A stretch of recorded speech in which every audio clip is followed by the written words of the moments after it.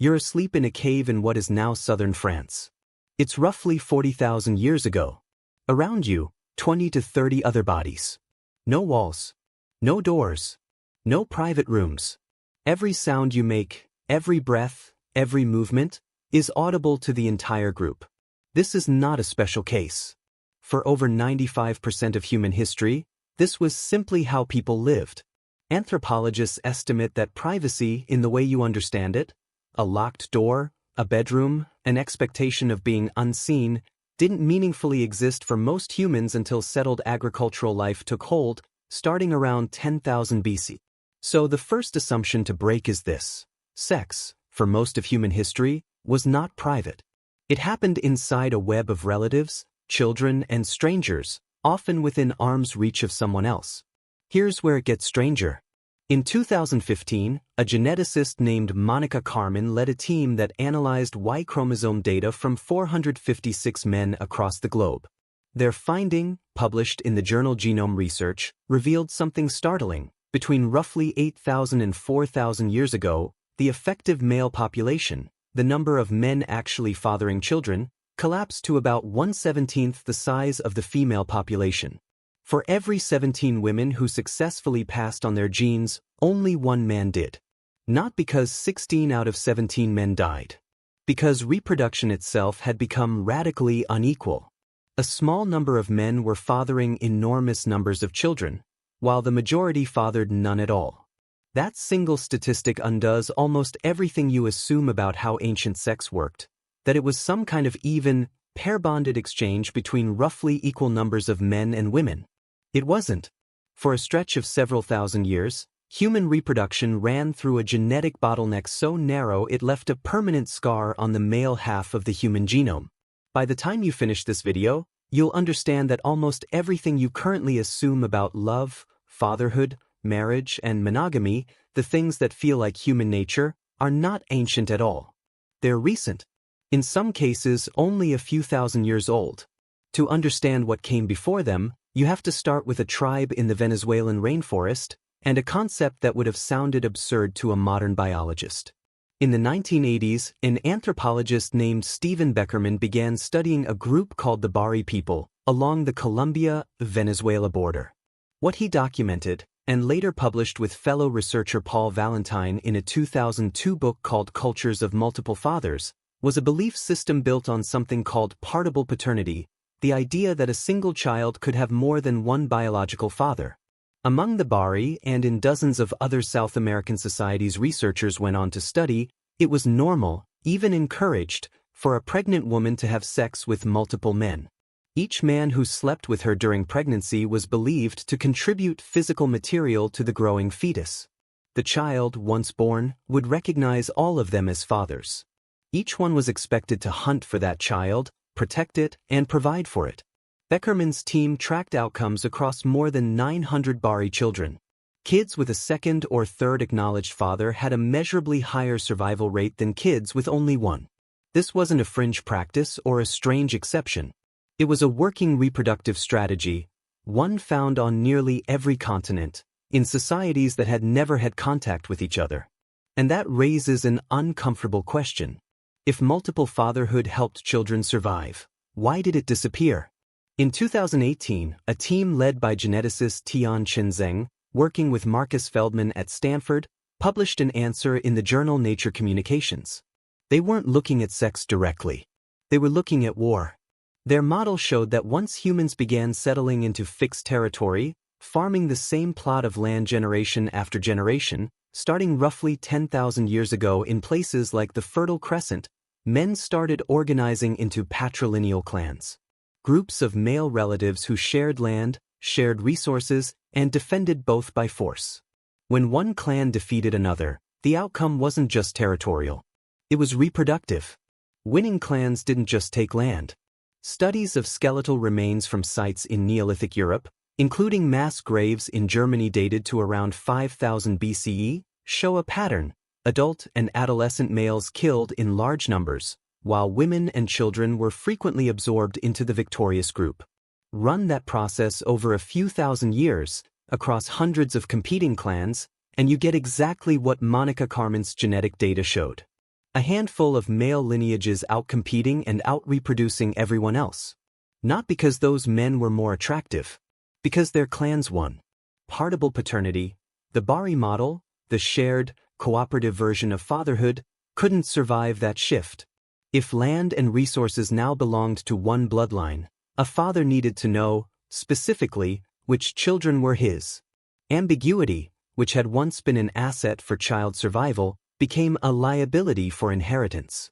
And once paternity certainty mattered, something had to be built to guarantee it. That something shows up in writing for the first time around 1754 BCE, carved into a black stone pillar in Babylon. The Code of Hammurabi, 282 laws, one of the earliest surviving legal texts in human history.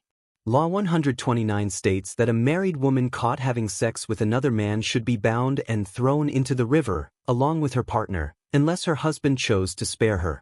Notice what's missing. There's no equivalent law restricting the husband. Sexual exclusivity, once it enters the historical record, doesn't enter as a mutual agreement. It enters as a property law, enforced on women, to protect a man's certainty about his own bloodline. That single legal shift, repeated in code after code across Mesopotamia, Egypt, and later Rome, is arguably the true birth of what you'd now call monogamy. Not romance. Auditing. But here's where the story stops being simple. Because at the same time these paternity laws were hardening in the cities of the ancient Near East, anthropologists studying societies that never adopted them, societies that stayed outside that agricultural, property-driven system, found something almost opposite. In 1929, a Polish-British anthropologist named Bronislaw Malinowski published The Sexual Life of Savages, based on years spent living among the Trobriand Islanders off the coast of Papua New Guinea. He documented a society where adolescent boys and girls were housed in unsupervised communal huts called bukamachila, specifically so they could have sex freely with multiple partners before marriage, with the full knowledge and approval of their parents. There was no concept of illegitimacy. No shame attached to premarital sex. No male anxiety over paternity, because the Trobrianders held a belief, similar in function to the Barí, that pregnancy wasn't caused by sex at all. It was caused by ancestral spirits entering a woman's body. Two systems. Both fully human. Both stable for thousands of years. One built entirely around controlling paternity. One that didn't believe paternity was even biologically caused. Which means the anxious, jealous, possessive version of sexuality you might assume is natural, the one Hammurabi's laws protect, was never universal. It was one solution, among several, to a problem most human societies didn't even define the same way. And that raises the next question. If paternity certainty was invented and shared fatherhood was engineered out, what happened to female desire in all of this? Because the record there is even stranger. In 1966, two researchers named William Masters and Virginia Johnson published a study that, on the surface, had nothing to do with ancient history. Working out of Washington University in St. Louis, they wired volunteers with physiological sensors and recorded, in clinical detail, what happened to the human body during sex. One finding didn't fit the story anyone expected. Women, unlike men, showed the physical capacity for multiple, closely spaced orgasms within a single encounter, with no equivalent refractory period.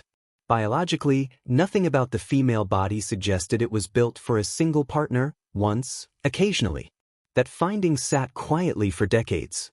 Then, in the 1990s, a primatologist named Sarah Blaffer HRDY, at the University of California, Davis, connected it to something she'd been observing in the field. Female primates, langurs, chimpanzees, macaques, routinely and deliberately mating with multiple males, even outside of ovulation, even when a single mating would have been biologically sufficient for conception. HRDY's conclusion, laid out in her 1999 book Mother Nature, was that this wasn't inefficiency. It was strategy. A female who mated with multiple males made paternity ambiguous, and among many primate species, males who might be the father are far less likely to kill an infant than males who know for certain they aren't. Confusion, in evolutionary terms, was protection.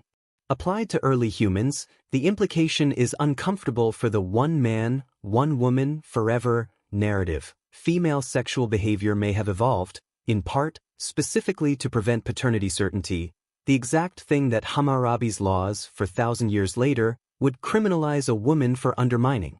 In other words, the system built in Babylon wasn't just organizing human sexuality. It was overriding millions of years of it. That's not the whole story either. Because the tighter that system became, the more paternity was legislated, guarded, and enforced, the more it had to be maintained by force.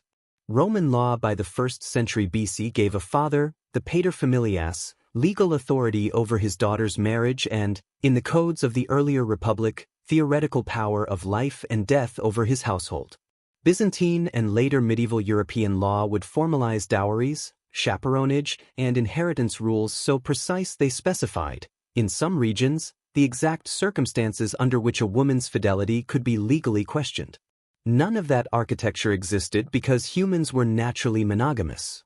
It existed because they very often weren't, and entire legal systems had to be built, continuously, generation after generation, to hold the arrangement in place. So here is what's left once you strip away the assumption you probably walked in with. For most of the roughly 300,000 years anatomically modern humans have existed, sex was not private, not exclusive, and not organized around a single father per child. Multiple paternity helped children survive. Female desire evolved, at least in part, to keep paternity uncertain. And the version of romantic exclusivity you might call timeless, the one that feels like it's written into you, is a legal invention roughly 4,000 years old, built to solve a property problem, not a love story. You didn't inherit monogamy from your biology. You inherited it from Babylon. Which means the next time it feels like jealousy, possessiveness, or the ache for exclusivity is just human nature, it's worth asking which part of you is actually speaking. The 300,000-year-old animal, or the 4,000-year-old law.